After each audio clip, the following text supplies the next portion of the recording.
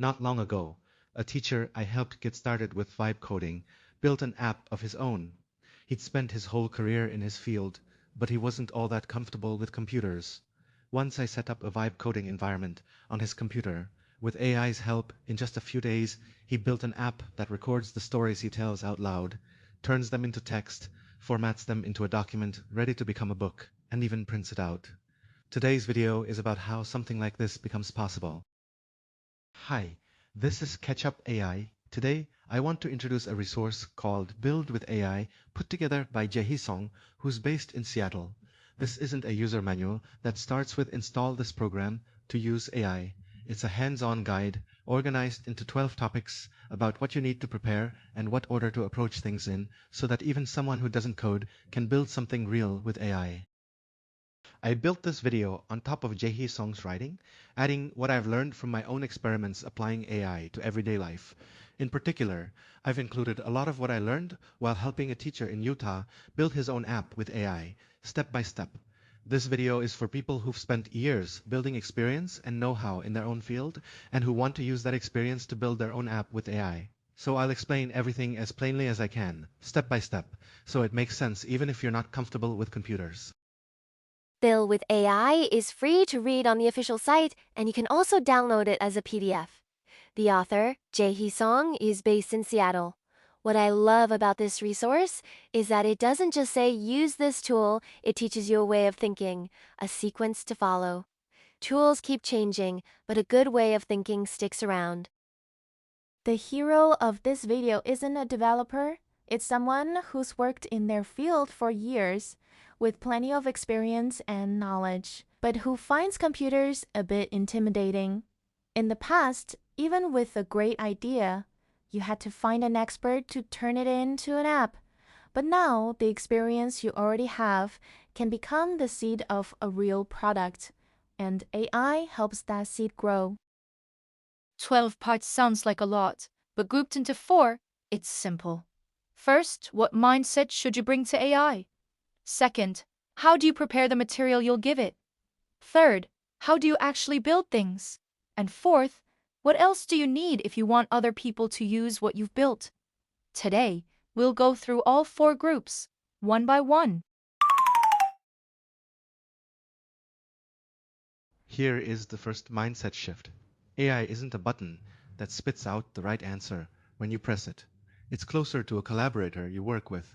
When you hand a task to a new employee, don't you explain the background, describe the result you want, and point out what to watch for. AI works the same way. If AI's answers feel frustrating, it's usually not because AI falls short, it's because our explanation did.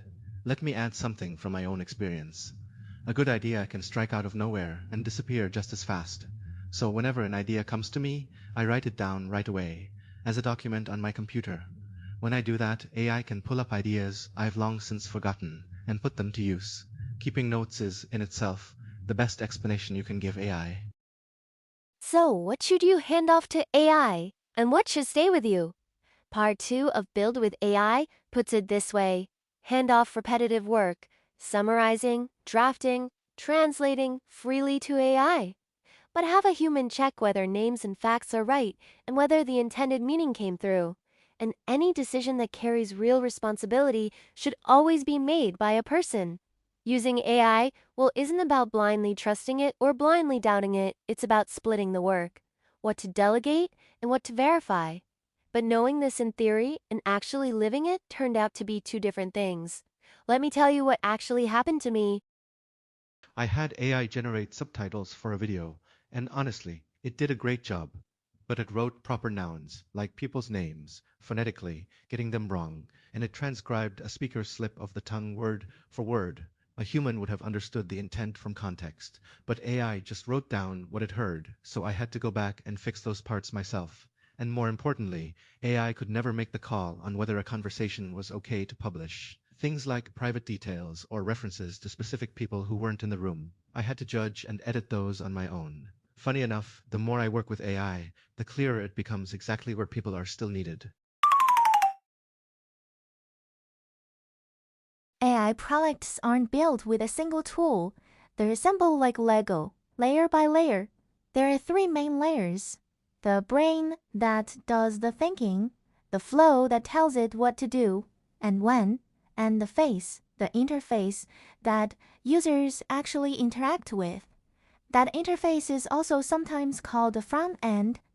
You don't need to memorize a bunch of complicated tool names. You just need to be able to tell whether what you are building depends more on the brain, on connecting the right data, or on an easy-to-use interface. Tools keep changing, but this structure sticks around. The heart of the second group is materials. To get a good answer from AI, you need to give it good material. And material here doesn't have to be anything fancy. Your hands-on experience, the things customers say over and over, the recurring pain points. Once you get those out of your head and into writing, they all become usable material for AI. And instead of just saying, build me an app, it's about spelling out, who is this for in what situation? What's frustrating them, and what does success look like? Honestly, that's a far more important skill than coding. And it's something someone who knows your field, are already the best person to do. Now let's talk about how to actually build things. Just remember 3 approaches. First, AI agents, give them a goal, and they work through the steps on their own. Second, vibe coding, you describe what you want in words, and AI writes the code and builds the app. This is the most popular approach among non-developers right now. Third, code assistance, helpers you can ask how something works, and that help you find what needs fixing. For this first video, just knowing the names is enough.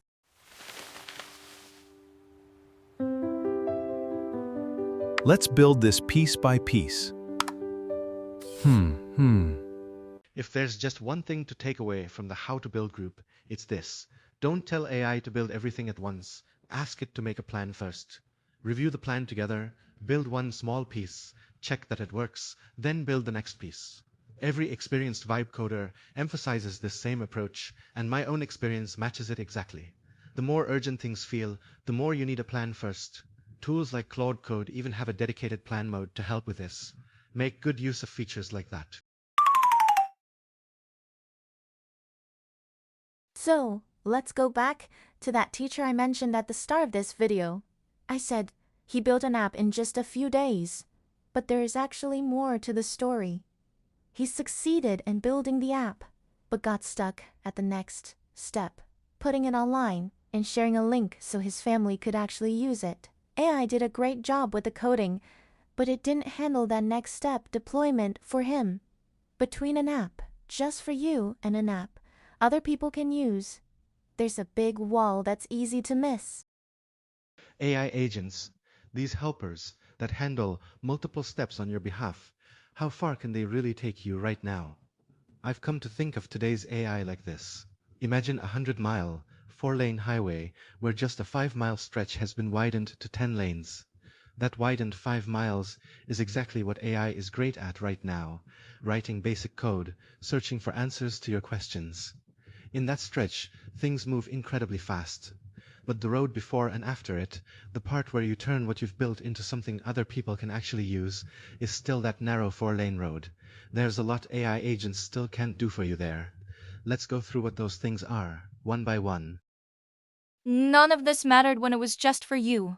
But once your app is meant for many people, there's more to prepare. First, you need a storage room to hold everyone's information, member details, posts, photos. That's called a database. Second, you need a worker behind the scenes to manage that storage room and handle everyone's requests at the same time. That's usually called the backend. Third, all of this needs to run not on your own computer, but on someone else's much bigger computer, one that runs around the clock without stopping. That space is called the cloud. On top of that, there's deployment, getting your app out to people, and operations, keeping an eye out for problems. And here's the thing, most of this AI agents still can't handle for you on their own. So to get past this wall, you need the willingness to learn as you go, and to be ready to get expert help when you need it. AI isn't a magic wand. There's one thing you really need to know. AI sometimes says the wrong thing with total confidence. Why does that happen? Because AI isn't a librarian looking up facts for you. It's closer to a storyteller. generating whatever fits best with what came before. So instead of saying, I don't know, it can sometimes make something up that just sounds plausible. So here's how to draw the line. For getting ideas or making a first draft, delegate freely. But for anything involving fact-checking or an important decision, always verify it yourself. The message from the final part, part 12, was my favorite. AI tools will keep changing. What you learn about using a tool today might be different a year from now. So here is what I think. Instead of spending your time chasing every new tool update, spend it building your own way of working with AI. Because there are three things that never go away. The domain knowledge you've built over a lifetime, the habit of putting that experience into writing, and the experience of working with AI, which you start building from now on. Put those three together, and that becomes your own moat, something other people can't easily catch up to. So, what should you do first? Starting today. Let me suggest 5 steps. First, write down one problem that's always bothered you in your field. Second, gather your experience and notes related to that problem. Third, calmly explain it to AI. Fourth, build just one small thing together with it. Fifth, try using it yourself and refine it. You don't need a grand beginning. One small step is enough. While listening to all this, did you find yourself thinking, I'd like to turn my own experience into an app too? If so, I've put together a short application just for you. You don't need to know how to code, and it's fine if computers aren't your thing. I'll be right there with you, from setting up a vibe coding environment on your computer to actually building your app. That teacher from Utah I mentioned at the start of this video started out exactly the same way. The application link is in the description below. Just fill in your name, your email, and the app you'd like to build, and I'll reach out to you by email. Let me wrap up. Your domain knowledge is your biggest asset in the age of AI. But as you've seen, AI doesn't do everything from start to finish.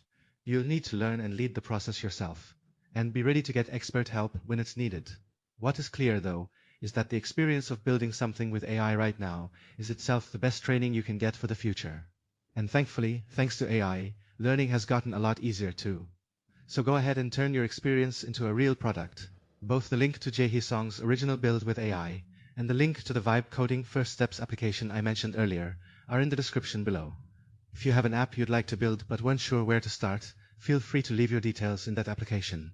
I'll keep sharing more experiments in applying AI to everyday life and what I learn along the way in future videos. Thanks for watching.